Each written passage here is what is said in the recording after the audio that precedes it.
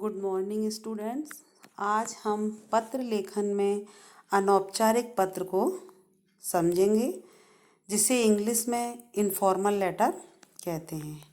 आपको इस वीडियो को शुरू से एंड तक देखना है, जिससे कि आप इसके फॉर्मेट के विषय में ठीक तरह से जान सकें और इसकी जो भी पत्र की विशेषताएं हैं उसके विषय में आपको जानकारी मिल सके और आप अनौपचारिक पत्र लिखने में अच्छा लिख सकें और उसमें 5 नंबर आपको मिल सकें। पत्र लेखन, पत्र के द्वारा हम अपने से दूर लोगों तक अपने भावों और विचारों को भेज सकते हैं। पत्र लेखन संवाद का एक महत्वपूर्ण माध्यम है। पत्र 2 प्रकार के होते हैं, अनौपचारिक, दूसरा औपचारिक। अच्छे पत्र की क्या विशेषताएं होती हैं? जिसके लिए पत्र लिखा जाए उसके पद के अनुसार शिष्टाचार शब्दों का प्रयोग करना चाहिए। पत्र की भाषा सरल स्पष्ट होनी चाहिए। उसमें केवल मुख्य विषय के बारे में ही लिखना चाहिए। पत्र में विचारों को व्यक्त करने के लिए छोटे वाक्यों का प्रयोग करना चाहिए। पत्र में लिखी वर्तनी शुद्ध, लेख स्वच्छ होना चाहिए। पत्र में प्रेषक जो भेजने वाला है तथा प्राप्त करने वाला का नाम, पता आदि स्पष्ट रूप से लिखना चाहिए। पत्र में एक ही बात को बार बार दोहराना नहीं चाहिए। पत्र में सारी बातें एक क्रम में लिखी होनी चाहिए। पत्र पूर्ण और संक्षिप्त होना चाहिए। अनौपचारिक पत्र, जिन लोगों से हमारे व्यक्तिगत संबंध होते हैं उन्हें हम अनौपचारिक पत्र लिखते हैं। अनौपचारिक पत्रों में व्यक्तिगत पत्र, निमंत्रण पत्र और पारिवारिक पत्र आते हैं। अनौपचारिक पत्र 3 प्रकार के होते हैं। व्यक्तिगत पत्र, इनमें कौन कौन से आते हैं? बधाई पत्र, धन्यवाद पत्र, शुभकामना पत्र, संवेदना पत्र।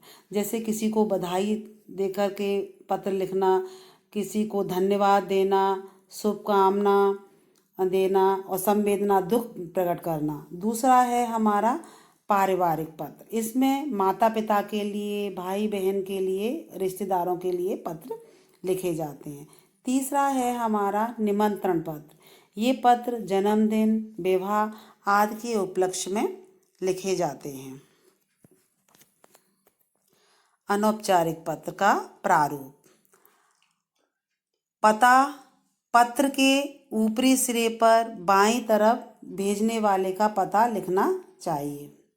उसके नीचे एक लाइन छोड़ करके हमें तिथि लिखनी चाहिए, दिन, जिसे हम दिनांक भी कहते हैं। उसके बाद हमें संबोधन करना है। यह पत्र के ऊपरी सिरे पर बाईं ओर पता व तिथि के बाद एक लाइन छोड़कर लिखा जाता है, जिसमें आदरणीय, प्रिय आदि लिखते हैं।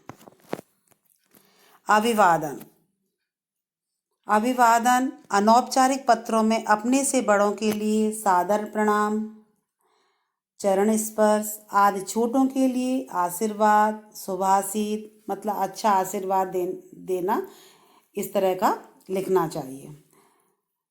विषय वस्तु, यह पत्र का मुख्य भाग होता है और पत्र की विषय वस्तु संक्षिप्त और स्पष्ट होनी चाहिए। हस्ताक्षर पूर्व शब्दावली, इसमें संबंध सूचक शब्दों का प्रयोग किया जाता है। बड़ों को लिखे पत्रों में आपका आज्ञाकारी पुत्र, पुत्री, अनुज आदि, मित्रों को लिखे पत्रों में आपका शुभचिंतक, तुम्हारा शुभचिंतक, अभिन्न मित्र आदि लिखना चाहिए। नंबर 7, हस्ताक्षर, यदि प्रश्न में कोई नाम दिया गया हो तो वह नाम लिखिए, अन्यथा का खागा लिखना चाहिए।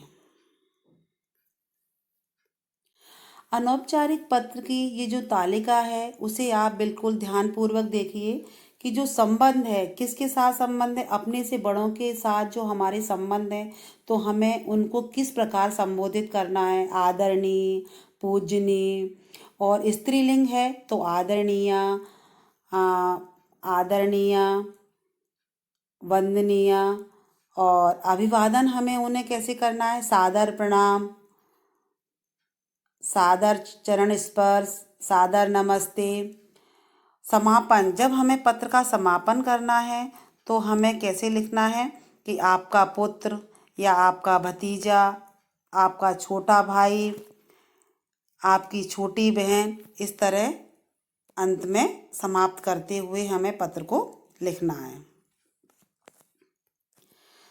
अब जो मित्र के लिए, सखी के लिए जब हम लिखते हैं तब हम लिखते हैं प्रिय मित्र, प्रिय सखी। अभिवादन, सस्नेह नमस्ते, सप्रेम नमस्ते। समाप्त करते हुए तुम्हारा अभिन्न मित्र, तुम्हारी सखी, प्रिय सखी, इस तरह अंत में हम संबोधित करते हैं। अपने से छोटों के लिए प्रिय, अति प्रिय, अनुज, आयुष्मान भव, चिरंजीव, शुभाशीष, खुश रहो, अभिवादन में। फिर तुम्हारा शुभचिंतक, हितैषी, आपका अग्रज भाई, इस तरह अंत में समाप्त करते हुए पत्र में लिखते हैं। धन्यवाद।